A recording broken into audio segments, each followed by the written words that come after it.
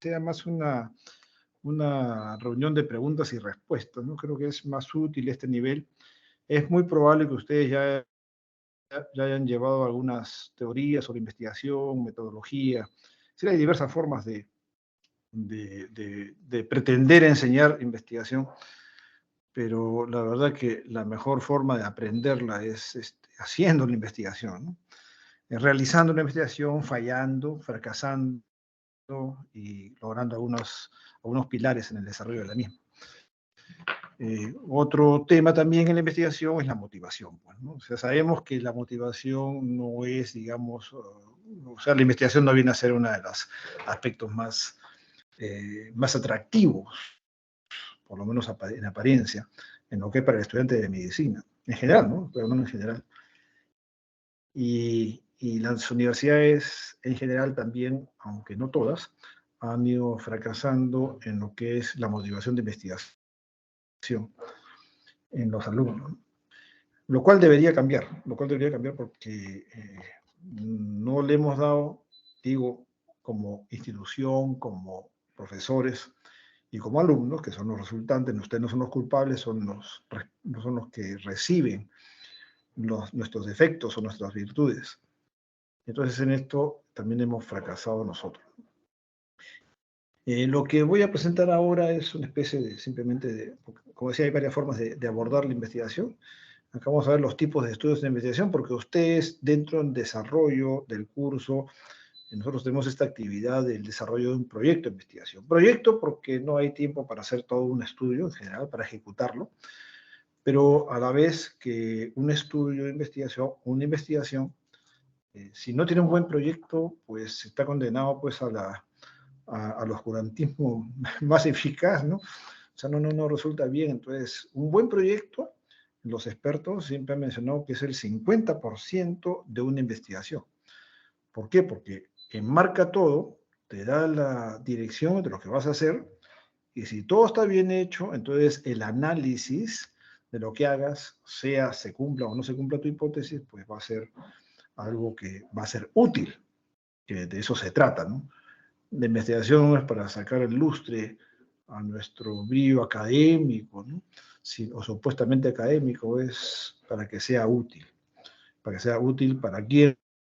Para quienes lo reciban. Pues en este caso, en pediatría, los niños, o la comunidad de los niños, la comunidad pediátrica, o los mismos médicos o profesionales de la salud también pueden ser pasibles de recibir estas ventajas de los resultados de investigación. En resumen, el tema es que ustedes desarrollen la investigación con este proyecto de investigación, con la elaboración del proyecto, que puedan ir en la práctica haciendo ya algún tipo de ejercicio intelectual respecto a cómo se elabora esta investigación.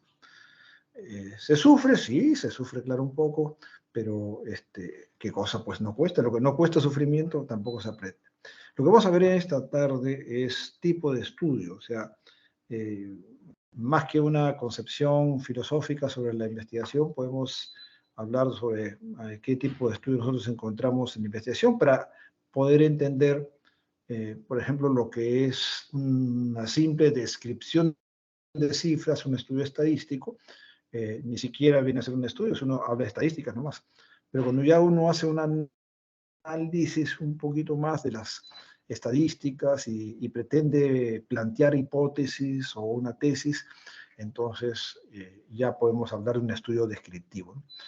Pero un estudio descriptivo me dice lo que encuentra sin hacer ningún análisis. Entonces, por ejemplo, acá vemos en el COVID, ¿no? Cuando estaban toda la onda del problema desconocido que era esta enfermedad, estos estudios se aceptaban básicamente. Ven ustedes cómo había, de acuerdo a la característica racial de la población en niños, teníamos una población mayor, menor. Entonces, uno, claro, mira primero los blanquitos entonces, o sea, no, no tienen tanta predisposición al COVID, ¿no? Si nosotros lo vemos desde acá, los blancos no hispánicos tienen menos que los dos juntos, que los negros y los hispánicos, ¿no? O los hispanos, que son más del 50% de la población. Pero eso me dice solamente cómo está la población, porque si la población está constituida fundamentalmente por negros y por hispanos, entonces Esto simplemente refleja la característica de la población, no refleja que los hispanos o los negros sean más pronos, más pasibles de desarrollar el COVID. Así que por eso un estudio descriptivo me da ciertas ideas. Yo acá podría plantear, sí, efectivamente, ¿no? Efectivamente los hispanos y los negros son más susceptibles al COVID. Pero como eso pues obviamente no es cierto, por estas cifras tengo que hacer un estudio que me discrimine, ¿no? Una cosa que me diga sí que esta raza, esta característica racial está asociada a tal situación. Y sucede para todo, no solamente como en este caso la raza. Cuando uno se enfrenta a la investigación, también uno de los problemas que nosotros tenemos es la falta de dinero. Ustedes seguramente la tienen más que nosotros. Bueno, eso creo. Y a la hora de que uno desarrolla investigación, cuando se hacen los presupuestos, siempre son pues presupuestos que si llegan a 1.000 soles ya es mucho, ¿no? Pero ninguna investigación en verdad cuesta 1.000 soles, ¿no? Cuando uno analiza los costos. Y uno de los problemas que se tiene, o que se ha tenido, ¿no?, en investigación, y todavía se tiene, es la falta de presupuestos para desarrollar investigaciones de alta calidad. O sea, de alta calidad. ¿Por qué creen ustedes que, por ejemplo, los ensayos clínicos que vienen a ser los top de los estudios, los tipos de estudios que son los más informativos, los mejores, prácticamente no hacemos en el Perú, ¿no? Muy pocos. Todos son enlatados que vienen desde afuera, en el cual uno se acopla a un desarrollo que ya se ha estructurado desde fuera del país, ¿no?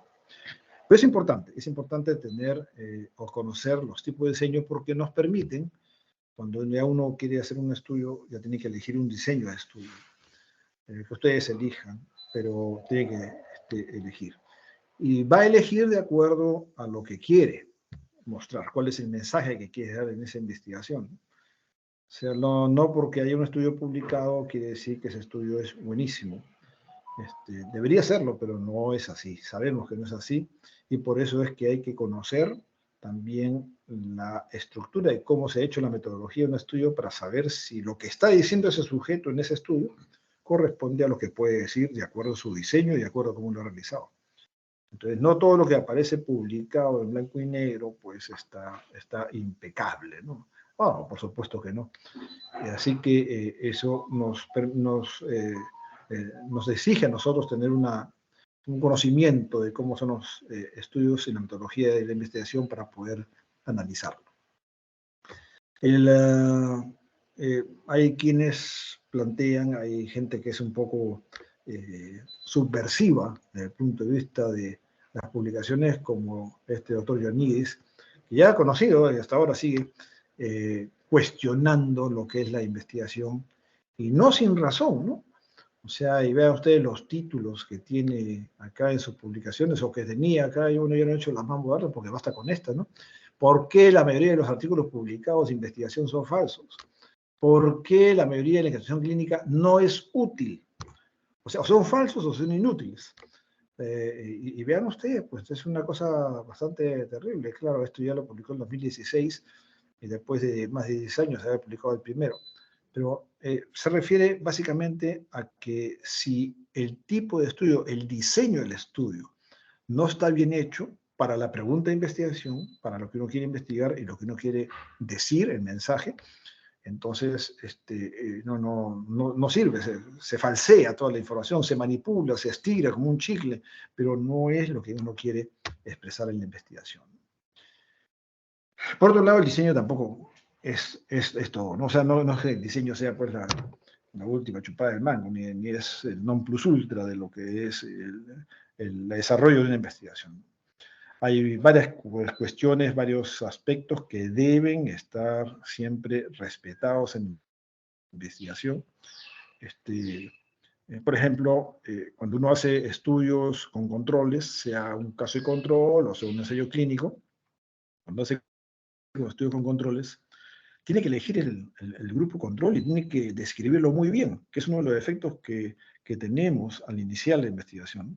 Muchas de las tesis tengo que pelear con los tesistas, pelear en el buen sentido de la palabra, para que definan bien su grupo control.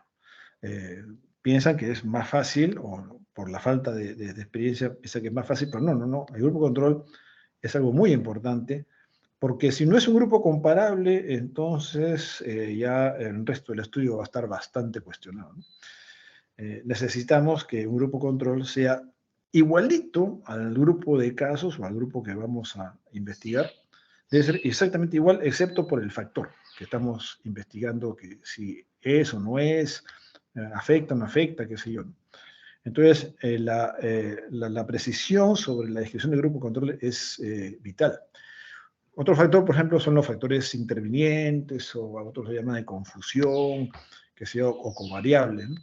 Son factores que pueden afectar la relación entre la variable independiente y la variable dependiente. Pueden afectarla. El ejemplo clásico, el café y el cigarro, ¿no? O sea, se hizo el estudio y que los que tomaban café tenían más cáncer de pulmón, ¿no? Ustedes se pueden preguntar ahora, después de unas decenas de años de esa investigación, cómo que el café va a producir más cáncer. Bueno, y a los que nos gusta el café ni hablar, ¿no? Entonces, ese café y esa relación con el cáncer era falseada porque realmente no fue tomado en cuenta el factor interviniente, que en este caso era los cigarros. El que toma café con frecuencia fumaba también. Digo antes porque ahora ya la cantidad de gente que fuma es bastante menor, pero en esa época había bastante. Entonces, se olvidaron de controlar el factor interviniente, que aquellos que tomaban café realmente fumaban más también. Y entonces, obviamente, tenían más posibilidad de cáncer de pulmón que aquellos que no tomaban café, porque no fumaban.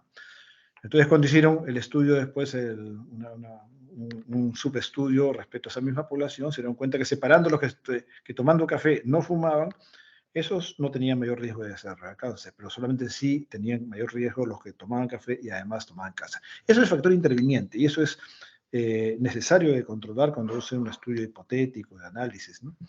Bueno, y es una de las cosas que se tiene que chequear para evitar atribuirle una relación, una asociación a dos variables que no la tienen realmente.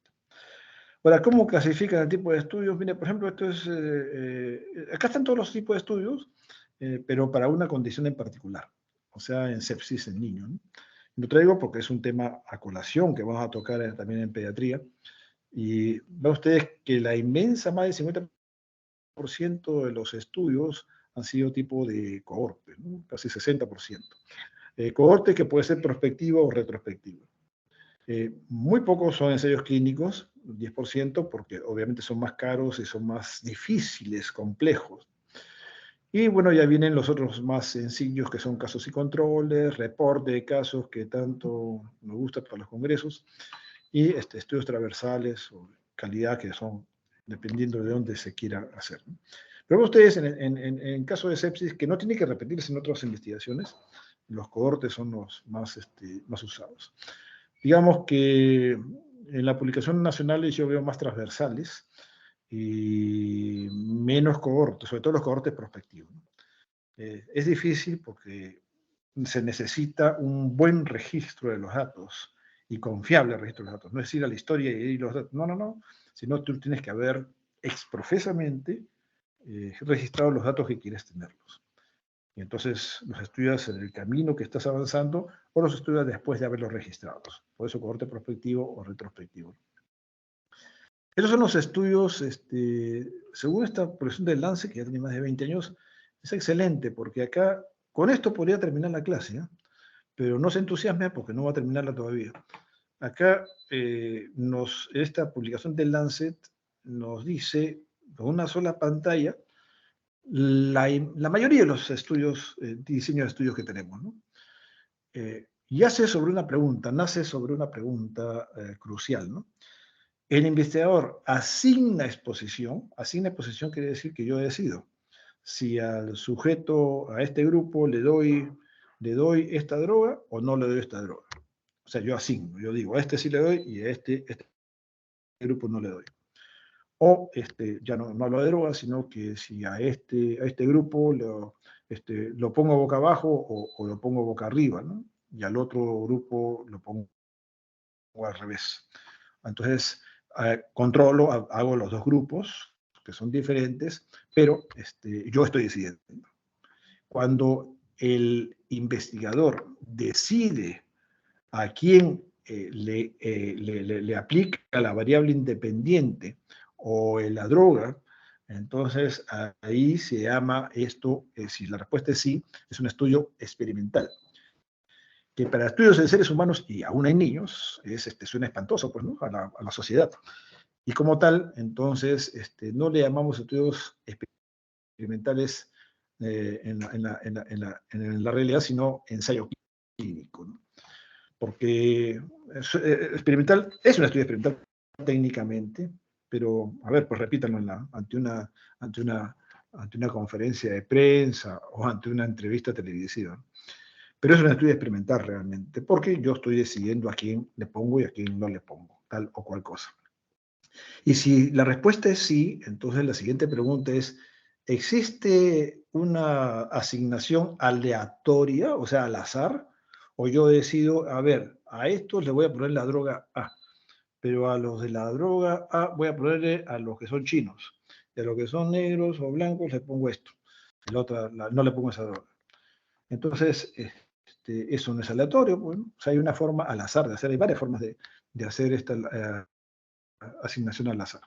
Si el estudio es experimental, o sea que se asigna a la exposición y a la vez también es aleatorio, hablamos de un ensayo clínico randomizado, ¿no? Ese es el top de los estudios, de diseño de estudios actualmente, ¿no? El ensayo clínico randomizado. Y esto, si es que no es aleatoria, estoy con todo lo mismo, yo asigno la exposición, pero no tengo una asignación aleatoria, eso es un ensayo clínico no randomizado, ¿no? O cuasi randomizado, como dicen algunos. Eso lo llamamos cuasi randomizados o no randomizados. El cuasi randomizado, pues, esconde la verdad que es no randomizado, ¿no? Porque realmente, o sea, es mejor llamarlo no randomizado. El ensayo clínico sí, pero no es randomizado. No está ni autorizado la asignación de la exposición. Así que por ahí puede diferenciarse claramente. Ahora, si por otro lado el investigador no hace, que simplemente observa, ¿no? O sea, yo no intervengo, yo voy a observar qué sucede. Yo no voy a decir, acá le pongo, acá no le pongo, no, no, no. Ya yo veo que la gente le pone o no le pone por su lado. Por ejemplo, en la nutrición, ¿no? El estado nutricional, yo no lo pongo en el estado nutricional, ya viene con un estado nutricional. Entonces, ¿viene con un estado nutricional bueno o viene con un estado nutricional malo? Entonces, ahí así es bueno, voy a ver qué pasa, y si es malo, también voy a ver qué pasa, y luego los comparo, ¿no? Entonces, el estudio observacional significa que yo no asigno nada, solamente observo. Pero observo de dos formas. Si observo con un grupo de comparación, entonces, como decía en el caso de la nutrición, al grupo bien nutrido con el grupo mal nutrido, entonces tengo dos poblaciones, ¿no? Y hago un estudio tipo analítico. Ese es un estudio tipo analítico. Ese estudio de tipo analítico luego se va a dividir. Pero si yo no comparo, o sea, solamente hago la observación, pero no tengo comparación, este estudio es simple y llanamente descriptivo. Por eso, la mejor forma de decir qué tipo de diseño es, cuando hablamos de descriptivo, es aquellos que solamente observan sin hacer análisis entre grupos. Esta es la mejor forma, la más pura. Hay quienes hablan de descriptivo analítico, pero técnicamente no es correcto, porque el descriptivo debería ser solamente aquellos que no hacen ningún análisis. Cuando haces análisis, o sea, comparas poblaciones, hablamos de un estudio de tipo analítico, ¿no? Observacional sí, pero analítico. Los dos son observacionales, uno es analítico y el otro no, son descriptivos. Ahora, los analíticos se describen, luego se dividen en tres grupos por el tiempo en el cual se van a desarrollar, ¿no? O sea, se va a desarrollar la variable independiente con la dependiente. Entonces, o sea, hablar de independiente pero dependiente viene a ser la exposición, que es la independiente, con el desenlace, que es la variable dependiente.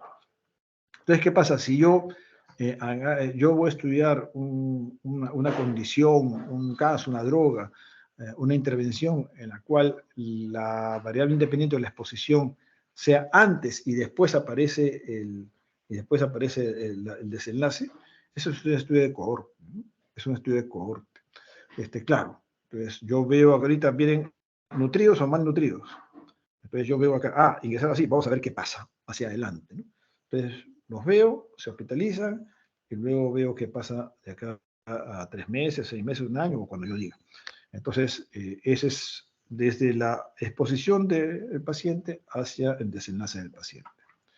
Pero también puede ser al revés, ¿no? O sea, digamos que yo quiero saber si estos desnutridos o los normales tienen infecciones intrahospitalarias igual.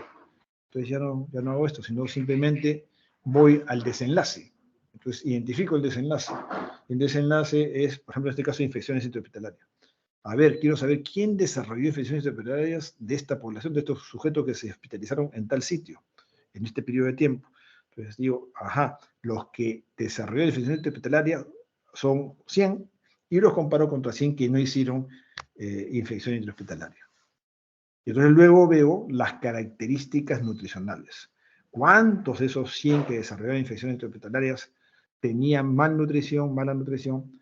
Y también lo veo en el grupo control, o sea, en el grupo que no hizo la infección intrahospitalaria. ¿Cuántos de ellos desarrollaron, o tenían, perdón, estado nutricional inapropiado? Y luego los comparo. Entonces, a diferencia del estudio de cohorte, que usualmente es prospectivo, el estudio casi control parte del desenlace para luego buscar las exposiciones. Mientras que en el estudio de cohorte característico, el cohorte prospectivo va de la exposición primero hasta el desenlace después. Y el otro que estudia las dos cosas a la vez, ¿no? O sea, la exposición con desenlace, que es el estudio transversal. En un solo momento, es el aquí y ahora, yo veo qué pasó. Tiene la exposición y tiene el desenlace, ya, ¿los asocio o no los asocio? Ya yo veo, ¿no? Son estudios analíticos, efectivamente los tres, pero con diferentes estrategias, ¿no? Transversal, caso control y estudio de cohorte, que usualmente son prospectivos, ¿no? Ella decíamos que los experimentales son aquellos únicamente son los casos únicos en los cuales el investigador controla el factor, el desenlace, perdón, el factor de exposición, ¿no? Acá están ya de otra forma expresados los diversos tipos de estudio. Descriptivos son estos tipos, son una serie de casos, reporte de casos, algunos transversales. Lo que pasa es que los transversales, claro, si uno mira la gráfica anterior, dice, ¿cómo? ¿Pero transversal también es analítico o es descriptivo? ¿Y qué quedamos? Pues depende, porque, y ahí comienza otra vez el enmarañamiento de lo que es la investigación, pero el transversal usualmente habla de prevalencia, ¿no? Si ustedes con frecuencia, uno hace una encuesta y ese es un estudio transversal, porque es que ahí nomás, ¿no? Se refiere a un punto en la vida del sujeto. Y o quiero saber, por ejemplo, cuántos obesos hay en Chaclacayo, que va a Chaclacayo y hago una encuesta y miro, ¿no? Cuántos son obesos o hipertensos, lo que fuera. Eso es un estudio transversal. Y cuando yo encuentro eso, se llama prevalencia. Prevalencia. ¿Cuál es un estudio transversal de una sola vez? Es solamente prevalencia. En esta población, en este momento, en este día, en esta semana que he estudiado, hay tanto por ciento de obesos, tanto por ciento de hipertensos, de lo que fuera. Ese es un estudio transversal descriptivo, la prevalencia. Pero como decíamos también, el estudio transversal puede ser así como en el cual yo puedo encontrar, ¿no?, una exposición y un desenlace, los puedo encontrar en un solo momento y hacer la asociación. No puedo decir en el transversal, claro, que primero, cuál fue primero, simplemente encuentro asociación entre la exposición y el desenlace. Pero no puedo decir que la exposición causó el desenlace. Simplemente hablo de asociación, ya no hablo de causa, no se puede hablar de causalidad en un estudio transversal porque no sabemos si efectivamente fue primero la exposición y después el desenlace. Y acá, como decíamos, es un estudio descriptivo si es solamente de tipo de hablar de prevalencia nada más. Luego los analíticos, los característicos son casos y controles, estudios cohortes, algunas pruebas diagnósticas también que son interesantes, o ya las revisiones sistemáticas, ¿no?, que es una variante de los ensayos clínicos, como vamos a ver, ¿no? Los experimentales, ya sabemos, ensayos clínicos básicamente, ¿no? Ensayos clínicos, esto es lo que usualmente se ve. En cuanto a lo que es quién da más evidencia científica va de abajo arriba, ¿no? La validez científica va incrementándose conforme van de casos y controles, pasando por cohortes, que son observacionales, estos dos, y luego los ensayos clínicos. La revisión sistemática se le coloca más o menos por acá, porque esta es una suma de varios ensayos clínicos, ¿no? Usualmente. Si fuera solamente ensayos clínicos, ok, sí, puede ser una revisión sistemática o metaanálisis, cualquiera de los dos, ¿no? Pero dependiendo de la característica de los estudios también. Otra vez, acá cada uno tiene sus fortalezas, ¿no? O sea, no vamos a detallar este tema, pero los casos, por ejemplo, la revisión de casos clínicos, a propósito de un caso clínico, como se puede ver con frecuencia en los congresos, bueno, describe un caso clínico y punto, ¿no? Pero no me sirve para decir más nada que simplemente describir, pero llama la atención sobre algo, ¿no? Sobre una característica particular de una condición. Y la ventaja de los estudios caso y control y transversales son que son rápidos, ¿no? O sea, son bien baratos y realmente no requieren mucho tiempo. Cuando es una cohorte prospectiva, sí requiere un poco más de dinero y también ya puede tomar más tiempo. Entonces, sí, la cohorte retrospectiva ya no, porque ya fue tomado esos datos. Pero no es lo mismo un cohorte retrospectivo que un caso y control, ¿no? Estos se le llaman, a veces, estos retrospectivos de cohortes, se les puede llamar también estudios anidados, ¿no? Caso y control añidado, también se le llaman según otros. Bueno, los ensayos clínicos que son además caros, más difíciles de elaborar, de realizar también, pero tienen una fortaleza interna como estructura, como metodología, sin duda muy buena, ¿no? Entonces los estudios descriptivos simplemente describen, pues, ¿no? O sea, los ejemplos son estos, los estudios de prevalencia, son las encuestas, estudios de incidencia también, ¿no? O sea, yo puedo simplemente en un periodo de tiempo saber cuántos casos nuevos de tuberculosis aparecieron en el año 2023. Entonces comienzo en enero en una población y en diciembre voy recolectando y voy identificando cuáles son los pacientes que desarrollan tuberculosis. Esa es una incidencia. La prevalencia se refiere a un dato del aquí y el ahora. Es un momento de estudio transversal, nada más una encuesta. Mientras que el estudio de incidencia es el acúmulo progresivo en el tiempo, usualmente es en un año, ¿no? Entonces, la incidencia de tuberculosis en un año en esta población ha sido de tanto, 18 por 1000, usualmente ya uno lo va cambiando de acuerdo a la característica. Y otro tipo de estudio descriptivo son las revisiones de casos, o sea, y la serie de casos. Así que estos son los tres, básicamente descriptivos, son los que más se han utilizado siempre para publicaciones a nivel nacional, pero son los que menos evidencia realmente dan. ¿Tienen un valor? Tienen un valor, pero no sirven para hacer cambios en la conducta médica, ¿no? Por ejemplo, fue un caso que se publicó sobre un caso que era relativamente raro, que es el hemangioendotelioma de un niñito que desde pequeña, niña era, porque ya está grande, ya tiene como 12 años, perdón, no, 5 años, y esta chiquita tenía este hemangioendotelioma, esta malformación vascular tremenda que está acá, y que se trató con sirolimus. Entonces acá, más que hablar del caso clínico, el objetivo de mostrar este caso ha sido el uso del sirolimus, ¿no? Es un regulador inmunológico. Entonces, ¿qué estaba en duda en ese momento? Si se usaba, algunos lo usaban, otros no lo usaban. Recuerdo que nos comunicamos con España, que había varias publicaciones ahí, había varios casos ahí que habían sido tratados con sirolimus, y nos comunicamos con ellos para ver qué experiencia habían tenido, y entonces nos dijeron que sí, que parecía positivo, y efectivamente la niña fue muy bien con esto, ¿no? Así que uno tiene, cuando presenta un caso clínico, y tiene que identificar la razón de por qué. Y acá en el título ustedes lo pueden ver, ¿no? El diagnóstico está ahí, pero esto no es la presentación, no es la razón de la presentación, ¿no? Con respuestas favorables y libros. Esa es la respuesta, esa es la razón de la presentación, ¿no?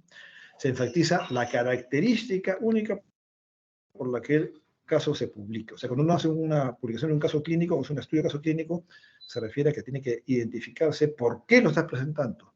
Es un hallazgo que nunca se ha visto, que rara vez se ve, para que se acuerde la gente, o es un tratamiento X, etc. Entonces tiene un valor, los casos clínicos tienen un valor clínico porque, claro, desde el punto de vista práctico, a mí me interesa, oye, de repente yo tengo un caso oye, mira, este pata le ha dado tratamiento con sirolimus, mira, me puede ser útil, ¿no? Sin duda. Tiene un valor científico limitado, pero lo tiene. Y también tiene un valor educativo porque con ustedes a cada rato, por ejemplo, en las prácticas, con ustedes hacemos el caso clínico, ¿no? Se presenta el caso clínico y nos sirve muchísimo para enseñar, porque ya es un paciente en particular, no es una teoría, no, es un caso que ha tenido tal o cual condición. La enfermedad de Kawasaki, que ustedes no sé si habrán escuchado, también comenzó así. Efectivamente, ya falleció el doctor Kawasaki, pero él escribió ahí en Japón este grupo de niños, ¿no? Que dicho sea de paso, tiene lo que, bueno, salió de nuevo de moda de Kawasaki con el COVID, ¿no? Que el síndrome multiinflamatorio sistémico también tenía mucha relación, o sea, se daba un cuadro muy similar a Kawasaki, Kawasaki-like, decíamos, o sea, similar a Kawasaki. Pero la enfermedad de Kawasaki en niños está bien desarrollada, tiene ciertas características clínicas y así se describió como una característica clínica, no hay análisis. Claro, sabemos que se afectan mucho las arterias coronarias, que hay aneurismas que pueden quedar hasta la adultez y eventualmente causar muerte súbita en adultos, con jóvenes, adultos usualmente de 20 a 25 años, terrible, que de repente se les rompe la aneurisma coronario y obviamente es un infarto masivo, ¿no? Otra publicación de serie de casos es que ustedes probablemente han oído hablar de toda la tragedia del COVID, que se han muerto con problemas de pulmón. Bueno, se murieron por un cuadro que se llama síndrome de distrés respiratorio agudo. Así se llamó, pero para se desgració un poco cuando dijeron, pero este es en adulto, ¿no? Entonces, se llama síndrome de distrés respiratorio del adulto. Así se le llamó inicialmente, fuera de esta. Esta fue la publicación original, ¿no? De cuando sale el primer artículo al respecto. Interesante que son 12 pacientes nada más, ¿no? A partir de ahí ha venido todo esto, lo que ahora se llama síndrome de distrés respiratorio agudo. Síndrome de distrés respiratorio agudo. Y es una entidad que, por supuesto, está causado por varios orígenes, varias patologías, pero que a la vez tiene unas características en común. No todas son igualitas, pero más o menos similares. Y eso fue lo que hizo que estos autores lo presentaran, porque era la primera ocasión, estamos hablando de hace 60, casi 60 años. Entonces, la serie de casos, los casos clínicos tienen un valor. Esto, por ejemplo, después desencadenó en lo que es un síndrome, es la primera causa, por ejemplo, de problemas serios en adultos, en cuidados intensivos, y una de las cosas más importantes de patología apasionante en los cuidados intensivos pediátricos, este proceso, ¿no? Este síndrome. Entonces, pero acá recién se conocía ese tipo. O sea, tiene un valor, ¿no? Entonces ya decíamos que el principal problema es que no puede inferir causalidad, simplemente se menciona y punto, ¿no? Pero sí ayuda a esto, a identificar nuevas enfermedades. El COVID ha sido el mejor ejemplo, ¿no? Y de repente asociaciones con ciertas, bueno, el caso del SIDA se vio también igual, ¿no? Ahí también apareció cuando había los primeros casos de SIDA por el año 80 y tantos, ahí aparecieron las prácticas sexuales con los homosexuales, etcétera, etcétera, y se vio que tenía más, y de ahí vino el estigma de estos casos, ¿no? Pero se identificó efectivamente a través de estos estudios, así de serie de casos. O sea, muchos tenían prácticas homosexuales, ¿no? Y bueno, nos ayuda muchísimo en la docencia, como decíamos. Entonces, cuando ya hablamos de estudios analíticos, decíamos que puede ser transversal, en un momento casi control, que es siempre retrospectivo, ¿no? Casi control siempre retrospectivo, que va desde el desenlace hacia la causa, como está acá, ¿no? Se comienza con el desenlace y luego se va a las posibles causas. El cohorte que usualmente es o debería ser prospectivo, ¿no? O sea, comienza de la exposición y luego aparece el desenlace. Acá algunos plantean, por ejemplo, qué diseño debe usarse dependiendo de lo que uno quiera buscar, ¿no? Si yo quiero saber la prevalencia, claramente es un estudio transversal, una encuesta y ya está, se acabó, ¿no? Si quiero saber la incidencia, también es un estudio de cohorte, porque tengo que ver en el transcurso del tiempo, a ver qué es lo que hizo. Pero es una cohorte no analítica, solamente estoy viendo la incidencia. Luego, si quiero saber algo de causalidad, ya están los 3 estudios más en ese orden, más importantes, ¿no? El estudio de cohorte, el estudio de caso y control y el estudio transversal. Son los estudios analíticos que se utilizan para ver causalidad. El pronóstico es de cohorte y el ensayo clínico es para efecto de droga. Por eso ahorita, en este momento, ya hace años, hace décadas, que ya las empresas reguladoras de los países desarrollados, tipo Norteamérica o Europa, incluso de algunos de Asia y Australia, no utilizan ninguna nueva droga que no haya pasado por el ensayo clínico, porque es la única forma de saber con seguridad si efectivamente es útil y segura, ¿no? Útil y segura, eficaz y segura. Bueno, transversales, ya decíamos, es el aquí y ahora, en este momento.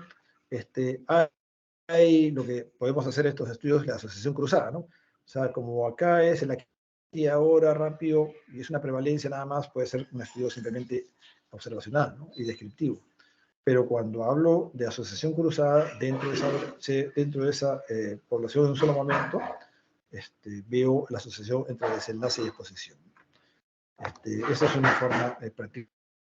Por ejemplo, son estudios que se hacen periódicamente, estudios de infecciones en cuidados intensivos, son estudios que bueno, es el primero, el 2009, después hay otros más que han aparecido cada varios años, cada 4 o 5 años se va haciendo este estudio a ver cómo va cambiando. Pues son estudios simplemente transversales, ¿no?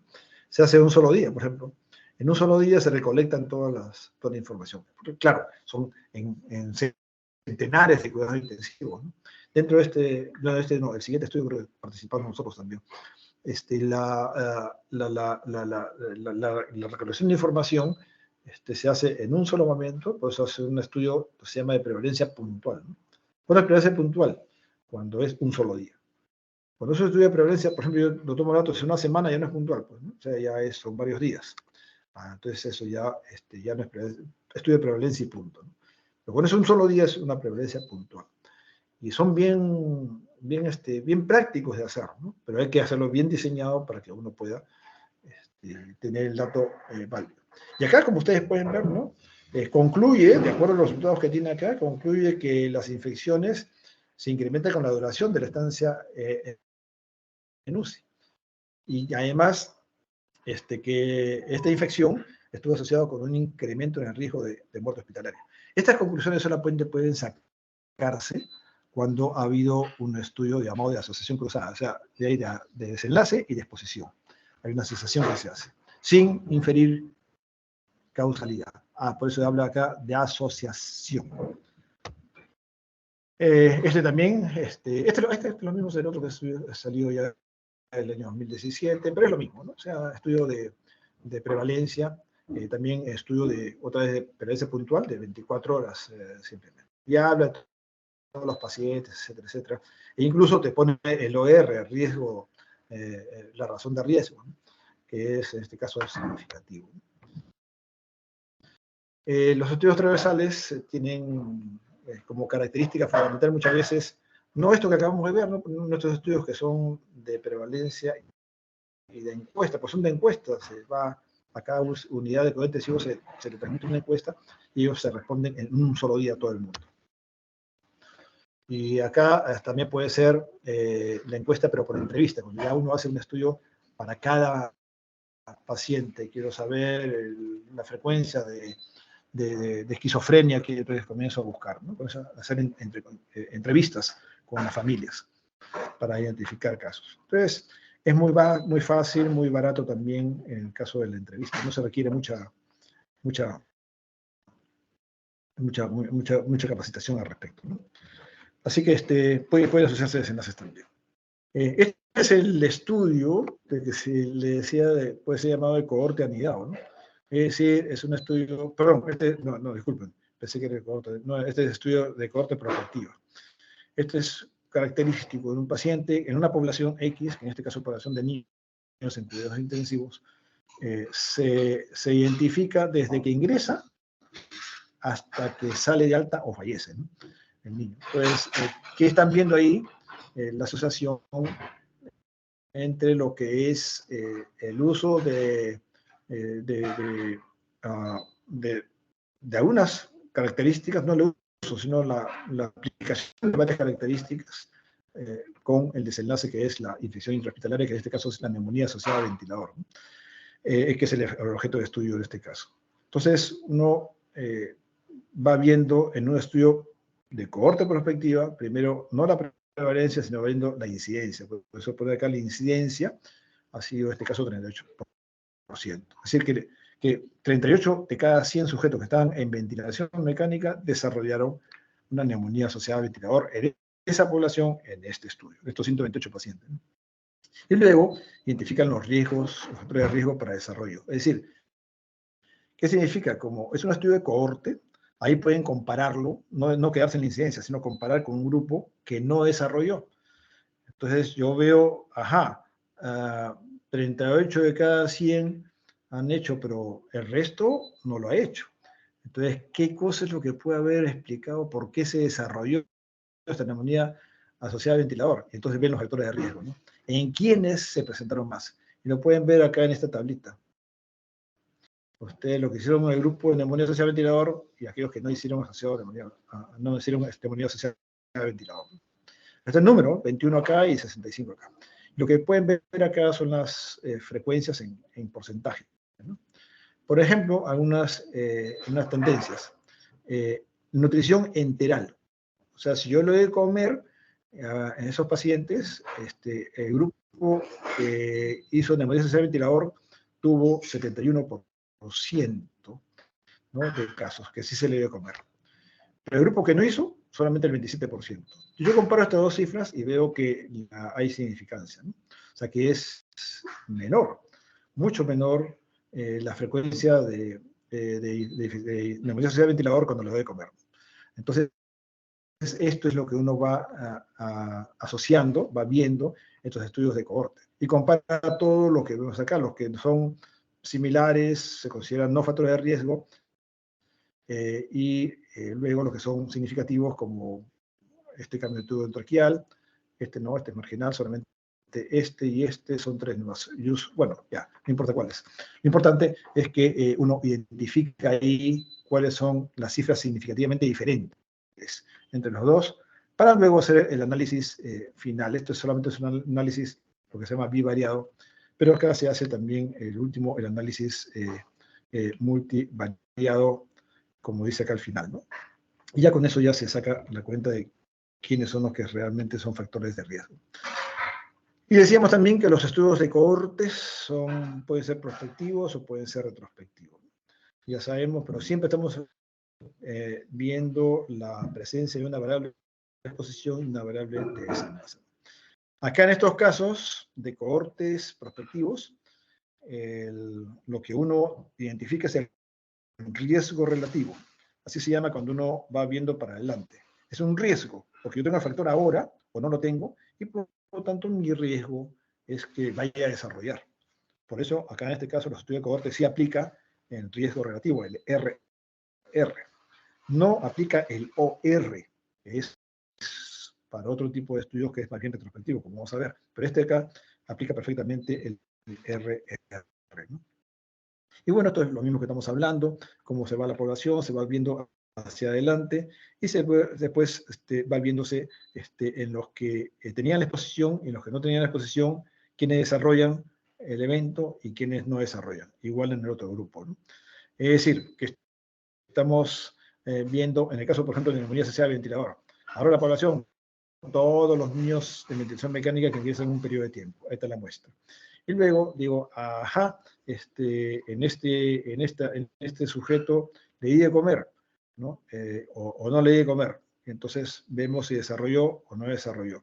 Y acá en los que no le dieron de comer, también vemos si desarrolló o no desarrolló. Luego comparamos, ¿no? Ese es el espíritu, digamos, de los estudios de cohorte, ¿no? Ventajas, incidencias, sin duda. La potencial causa no se puede asegurar, pero sí se puede deducir, ¿no? Porque estuvo previo. O sea, tenemos que asegurar, la característica del estudio de cohorte prospectivo y el retrospectivo también es que yo tengo que estar seguro de que la exposición precedió al desenlace. No puede haber duda, como en el estudio transversal, ahí siempre hay duda, pero acá no, acá primero estuvo la exposición y después apareció el desenlace. En otras palabras, primero estuvo malnutrido y después murió, o primero estuvo malnutrido y después hizo la infección, etcétera, etcétera, ¿no? Puede evaluar múltiples enlaces también y hace controles apropiados de las variables intervinientes o estas que son de confusión también, ¿no? Y bueno, tiene ciertas ventajas también que ya ustedes podrían identificar. Este es un estudio de cohorte retrospectiva, por ejemplo.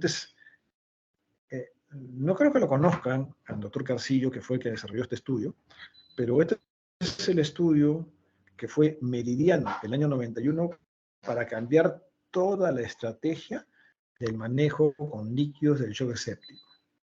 Eso fue demostrado con un estudio tan sencillo, con ¿cuántos? 25, 34 pacientes, nada más que 34 pacientes, y que dividió en dos grupos. O sea, no fue un ensayo clínico. Ellos no decidieron darle 20 por kilo, ni 40 por kilo, ni más de 40 por kilo, simplemente vieron qué pasaba porque miraban que la práctica en su hospital era una práctica que algunos daban pocos líquidos, otros daban más líquidos, y otros daban bastante más líquidos. Y entonces, como vieron que en este shock séptico temprano había este manejo diferente, decidieron registrar. Nada más que registraron los datos, pero de forma muy minuciosa y muy rigurosa. Entonces comenzaron a registrar los datos prospectivamente.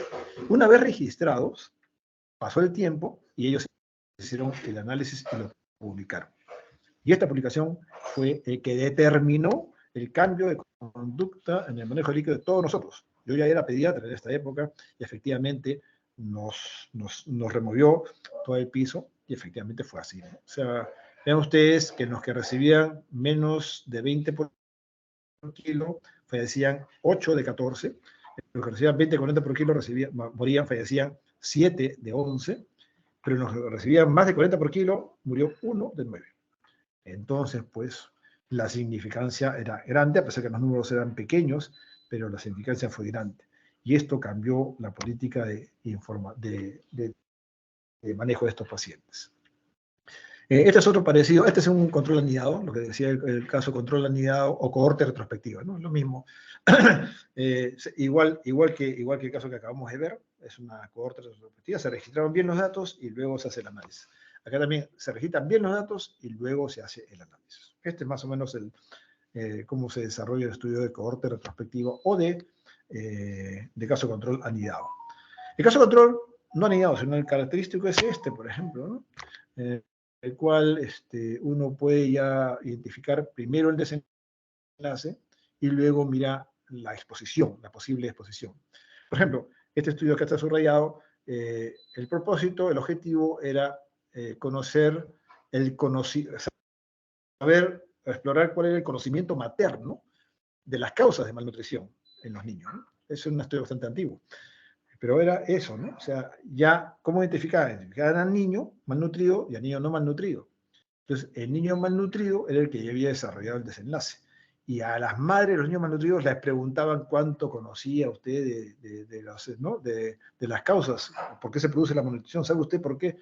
Hacían esa encuesta con ellos, ¿no? Entonces, era el conocimiento materno de los niños, de sus hijos malnutridos. Y fueron 34 casos y y después hicieron lo mismo con los que no estaban malnutridos. Ese es un caso y control. El desenlace ya se produjo. Y lo que vamos a buscar es ver qué causas pueden haber originado o favorecido la presentación de la malnutrición. Entonces, por eso es que este estudio fue hecho aprobado por la OMS también. Interesante la metodología sencilla también.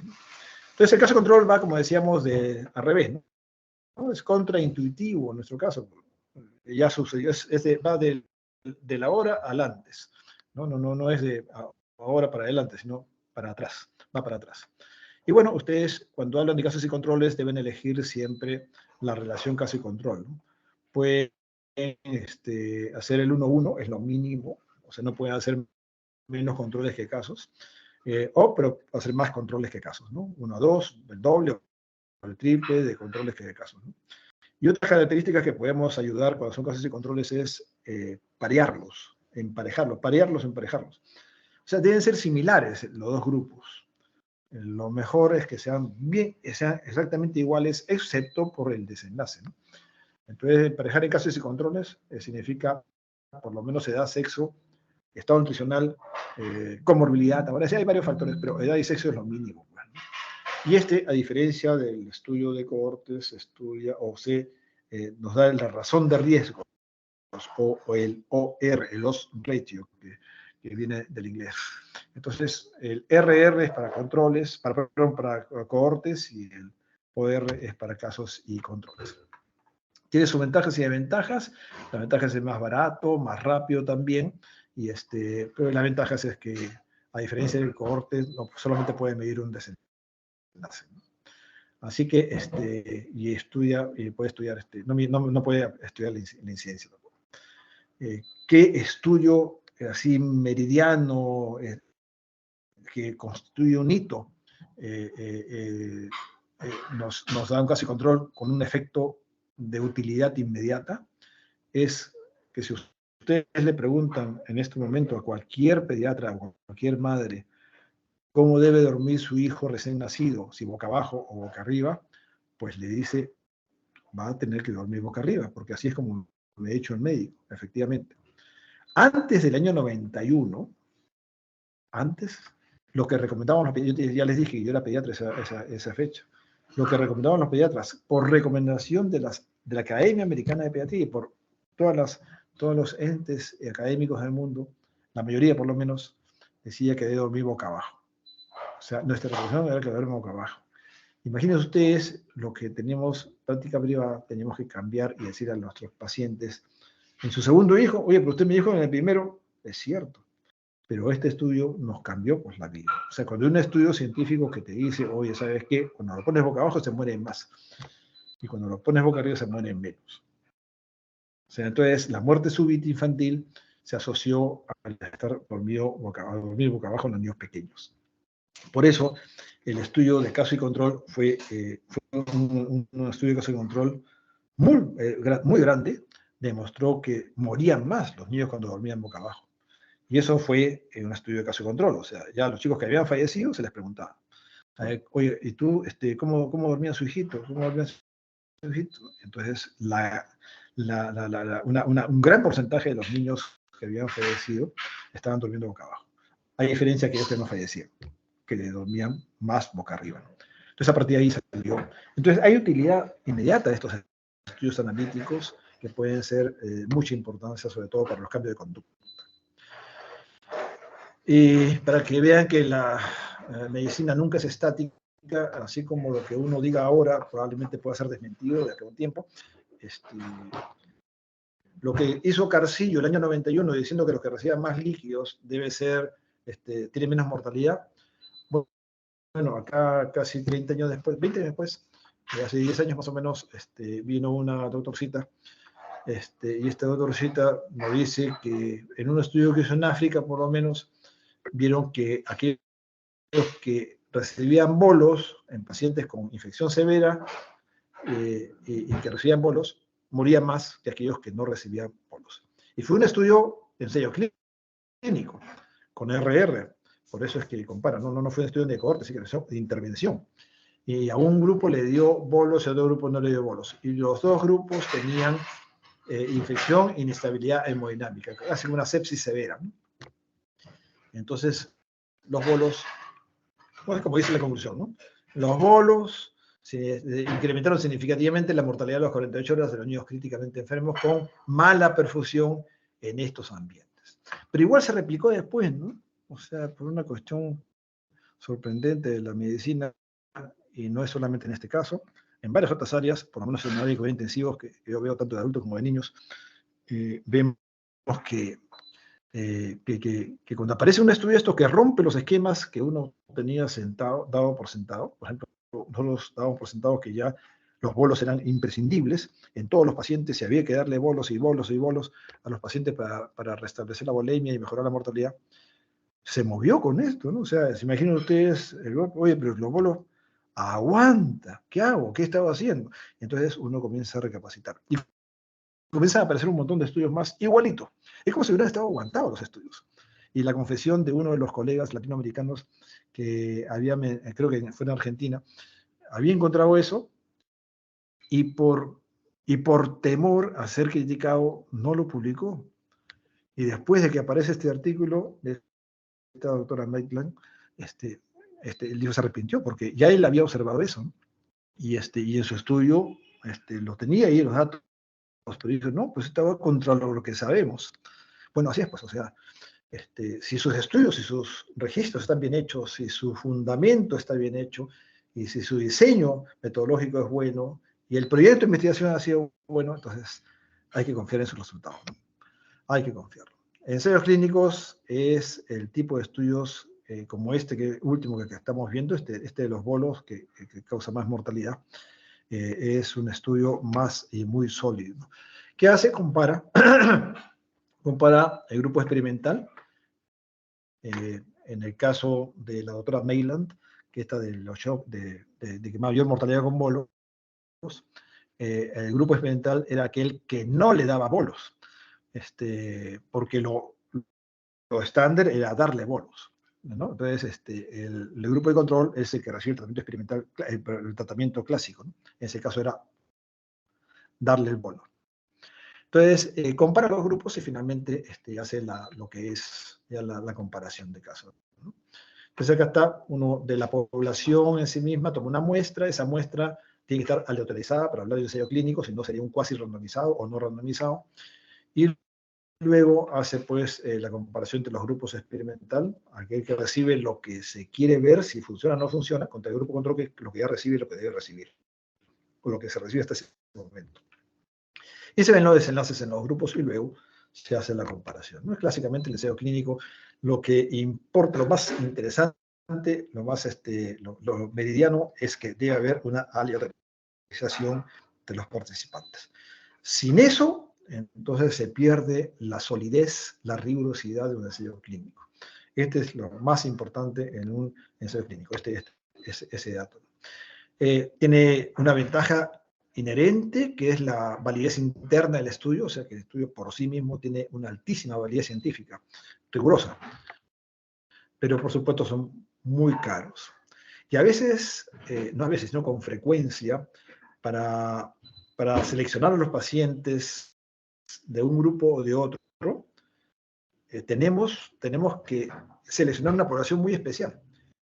Y se pierde lo que sí hemos visto nosotros, se pierde lo que es la población general. Yo voy a la unidad de cuidados intensivos pediátricas, por ejemplo, del niño, y veo niños de toda condición, ¿no? Acá más chiquitos, más grandes, veo de todos los diagnósticos, veo así, hay de todo. Entonces veo un ensayo clínico sobre algo y veo que, caramba, de los 15 pacientes que están ahí, solamente uno o dos cumplen estos requisitos. Entonces como que se pierde esa aplicabilidad para toda una población, porque los ensayos clínicos son muy rigurosos y la selección de los participantes del estudio, o sea, aquellos a los que se le va a estudiar, elimina a muchísimos. Y resulta siendo muy riguroso internamente, la valencia interna, pero de poca aplicabilidad, ¿no? en otros pacientes. Por eso la validez externa es muy mala. La validez interna del estudio es muy buena y la validez externa, la aplicabilidad afuera es bastante mala. Para paliar esto es que ahora se está planteando los ensayos clínicos pragmáticos, ¿no? O sea, que tienen, pero el pragmático tampoco, como que no resuelve esto que estamos viendo, aunque lo suaviza un poco, ¿no? Estos estudios ya son más modernos y son estudios de tipo ya de poblacionales más grandes, ¿no? ¿Por qué? Porque ya estamos hablando de aspectos que pueden tomar muchísimos pacientes. Por ejemplo, ¿quién no sabe que la aspirina se usa para prevenir la agregación plaquetaria? Bueno, yo he tomado aspirina durante mucho tiempo hasta que me dijeron que ya no sirve para nada. Y efectivamente, bueno, ya los estudios dicen que no sirve para nada. Sé que tomó un montón de tiempo con una gastritis de la patada para nada, lamentablemente. Bueno, no, lamentablemente de repente me tranquilizó mentalmente que tomar eso fue una especie de calmante.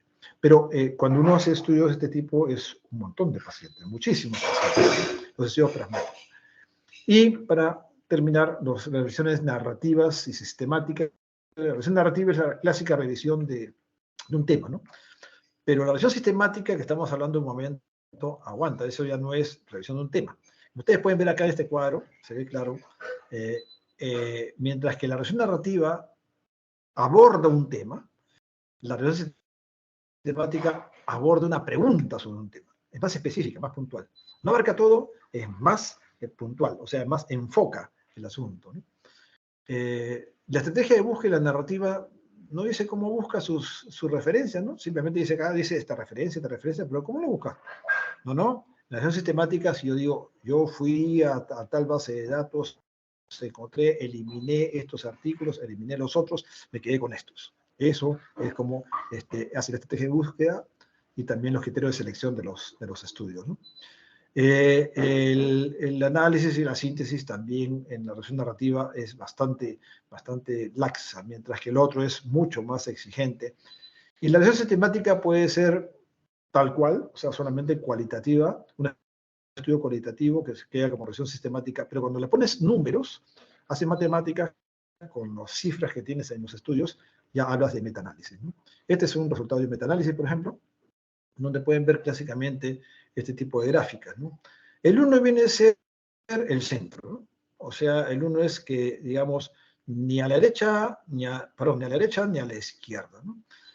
Claro, ya estos estudios salen con estos mensajes, ¿no? Por ejemplo, si el estudio se tiró hacia la izquierda, en este caso, quiere decir que los esteroides tuvieron un buen desenlace, hicieron una buena función.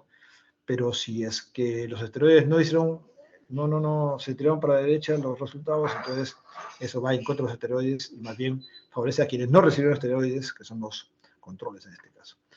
¿Qué es lo que ven ustedes? Lo que está en 1 es que ni fu ni fa, ni para uno ni para otro.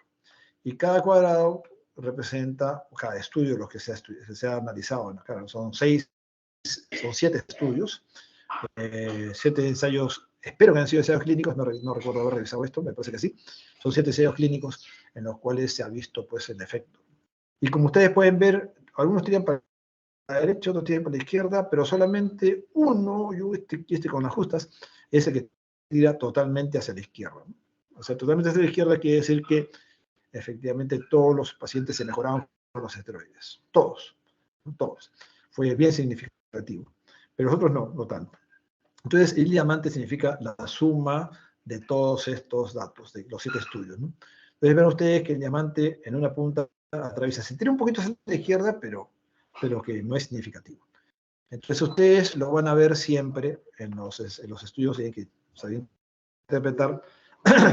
Si yo le pongo esteroides y quiero ver la mortalidad en niños con choque, shock séptico, entonces acá con esta gráfica parece que protege, ¿no? Pero parece que no es significativo. Y acá veo los números.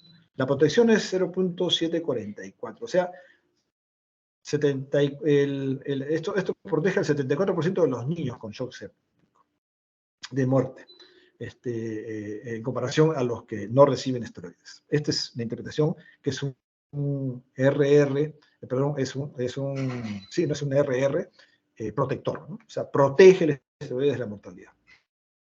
Pero cuando yo veo los intervalos de confianza, el límite inferior y el límite superior, veo que va de 0.4 a 1.1, o sea que atraviesa la unidad. Cuando atraviesa la unidad, estamos hablando que es un factor no significativo, como pueden comprobarlo en el P, ¿no? Entonces, estas diferencias, estos intervalos de confianza, ya identifica hacia dónde va el paciente, pero también te dice que no es significativo. A diferencia de este caso, que el límite inferior es 0.07 y el límite superior 0.6. No atraviesa la unidad, ¿no? Así que igual que este, que también es 0.2 a 0.98, que es este de arriba. Entonces, ninguno de los dos atraviesa la unidad. Y por eso los dos son significativos. Los únicos dos significativos. El resto no es significativo. Bueno, para que vayan aprendiendo a leer. También es esto otro tipo de estudio, ya no sobre shock séptico, sino sobre antagonistas, ¿no?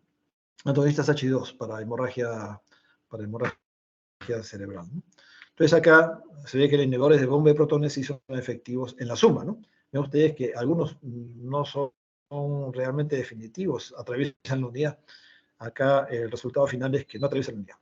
Bueno, ese es el resultado de los metaanálisis, estas son las cifras, ¿no?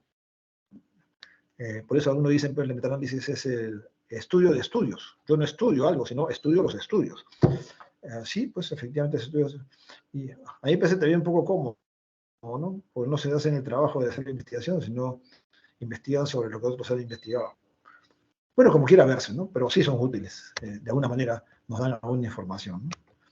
Así que, finalmente, lo que importa es qué tan rigurosos sean ustedes en el registro de sus datos, en la elaboración de su proyecto de investigación, y pues nada más. Esto es lo que quería compartir con ustedes esta tarde, ¿no?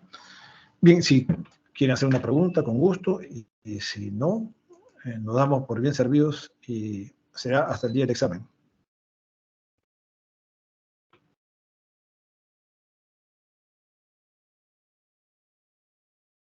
Bien, ¿alguna pregunta?